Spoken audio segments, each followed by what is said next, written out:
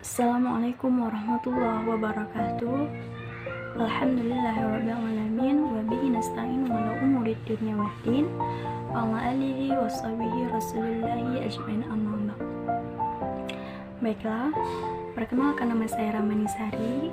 Saya dari Fakultas Tarbiyah dan Keguruan, jurusan Pendidikan Agama Islam, Universitas Islam Negeri Sultan Taha Saifuddin Jamil. Tujuan video kali ini yaitu untuk memenuhi tugas TS dari mata kuliah evaluasi dan hasil belajar, yang mana saya dituntut untuk menjelaskan apa yang saya pahami selama belajar evaluasi ini. Baiklah, yaitu yang pertama, apa sih evaluasi itu? Evaluasi adalah suatu proses menentukan nilai seseorang dengan menggunakan patokan-patokan tertentu untuk mencapai suatu tujuan. Tujuan evaluasi yaitu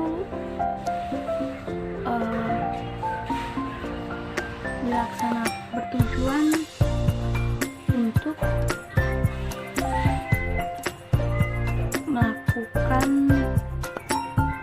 suatu berbagai tujuan, khususnya terkait dengan pembelajaran, seperti dilaksanakan dengan tujuan contohnya seperti ini, mendeskripsikan kemampuan belajar mahasiswa. Yang kedua, mengetahui tingkat keberhasilan belajar siswa.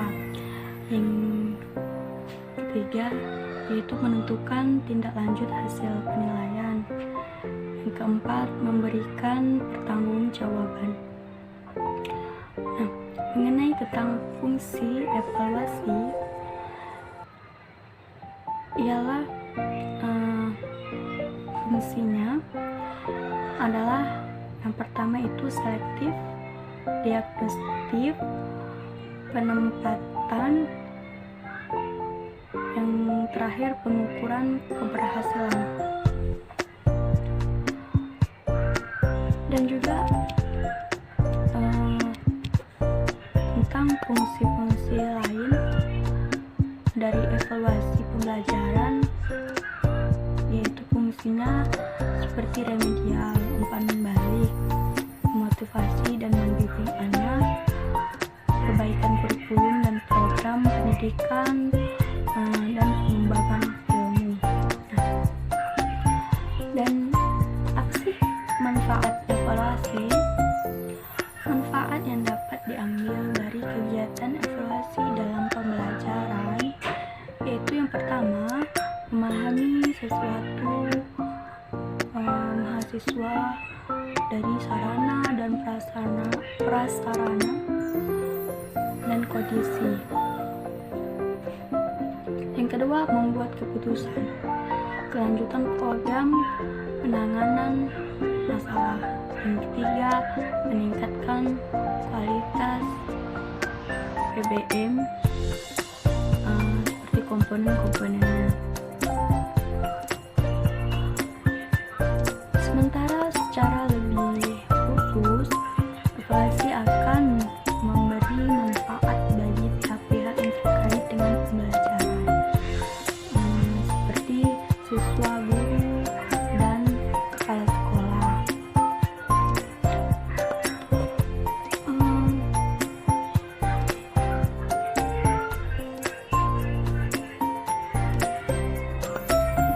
Itu pengertian dari evaluasi, manfaat, tujuan dari pengertiannya.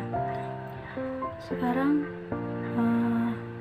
tentang evaluasi hasil belajar. Evaluasi hasil belajar peserta didik adalah suatu proses menentukan nilai prestasi belajar peserta didik dengan menggunakan patokan-patokan tertentu. dan juga bertujuan pembelajaran yang telah ditentukan sebelumnya. Apa sih tujuan dan fungsi evaluasi hasil belajar? Yaitu yang pertama, untuk mengetahui kemajuan anak didik setelah peserta didik menyadari selama jangka waktu tertentu. Untuk mengetahui kemajuan anak didik setelah peserta didik sudah ditentukan, yaitu yang kedua, untuk mengetahui efisiensi metode pendidikan yang dipergunakan selama jangka waktu tertentu.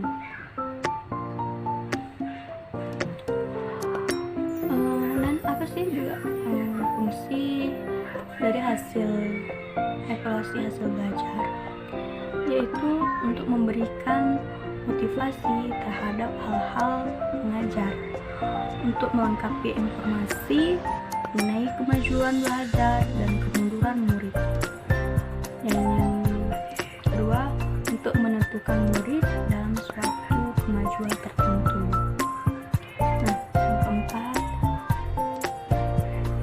yang ketiga, untuk memperoleh data bagi pekerjaan, bimbingan, dan penyuluhan.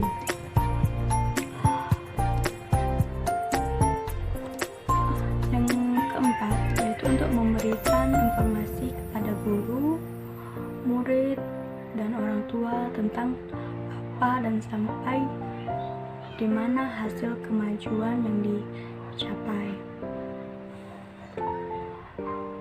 Jadi sudah jelas ya, tujuan dan fungsi evaluasi hasil belajar peserta didik, yaitu adalah untuk mengetahui seberapa jauh peserta didik menampilkan performa sebagai yang dikehendaki pengetahuan mengenai peserta didik demikian.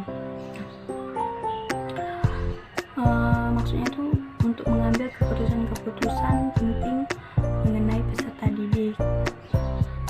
Apakah perlu dilakukan pengayaan, nasihat, bimbingan, penyuluhan, atau dipromosikan, dinaikkan kelas, diluluskan, dimutasikan, dan lainnya sebagainya.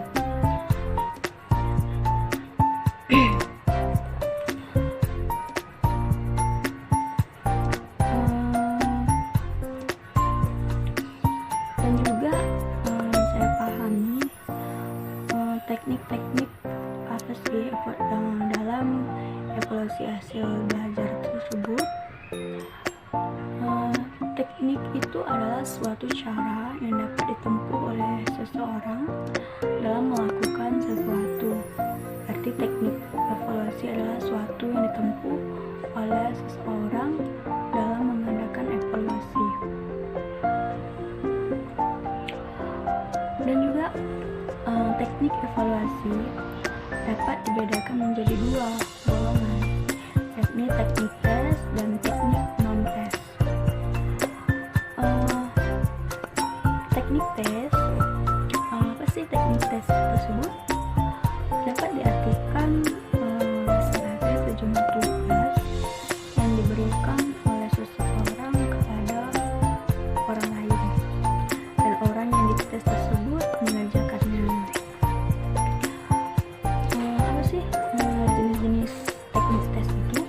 Yang pertama itu tes formatif, tes sumatif. Yang ketiga tes subjektif. Yang keempat tes objektif. Yang kelima itu free test. Keenam post test. Yang ketujuh tes buatan guru. Yang terakhir tes standar. Dan itu yang kedua, non-tes. Apa sih yang dimaksud dengan non-tes? Adalah teknik evaluasi selain tes, diantaranya observasi, wawancara, angket, sosiometri, total, report, dan skala penilaian. Yaitu yang pertama itu observasi, wawancara, angket, sosiometri, anekdotal, dan skala penilaian. Dan juga yang terakhir yang saya pahami yaitu tentang kriteria evaluasi hasil belajar peserta didik. Maksudnya adalah acuan-acuan yang diberikan dalam memberikan penilaian terhadap peserta didik. Acuan demikian perlu ditetapkan agar dapat menjadi sebagai pedoman oleh para pendidik dalam membuat keputusan sehubungan dengan peserta didik. Ada dua kriteria. Yang pertama yaitu kriteria acuan patokan. Apa sih kriteria acuan patokan itu? Kriteria acuan patokan itu ialah peserta didik dinilai baik dan memenuhi syarat untuk dinaikkan, diluluskan, atau dipromosikan jika yang bersangkutan memenuhi standar yang ditetapkan.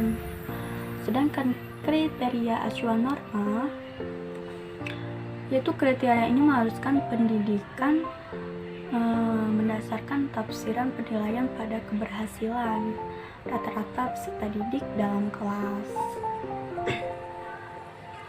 Nah, hanya itu yang saya pahami dari belajar selama pertemuan ini, dari evaluasi dan hasil belajar ini. Semoga bermanfaat.